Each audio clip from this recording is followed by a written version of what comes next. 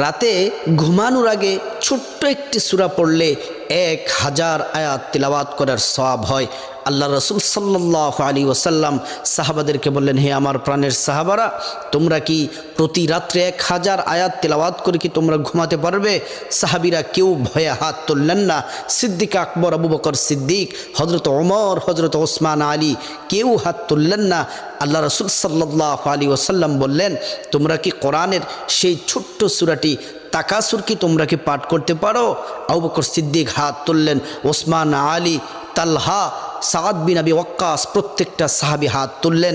আল্লাহ রাসূল বললেন, ঘুমানোর আগে তোমরা যদি সূরাতুত তাকাসুর, আলহাকুমুত তাকাসুর হাত্তা যুরতুমুল মাকাবির, এই সূরাটি পড়ে যদি তোমরা যদি ঘুমাও, তাহলে তোমরা 1000 আয়াত তেলাওয়াত করলে যে সওয়াব হবে, এই ছোট্ট সূরাটি পড়ে ঘুমালে তোমরা তত বেশি সওয়াব পাবে।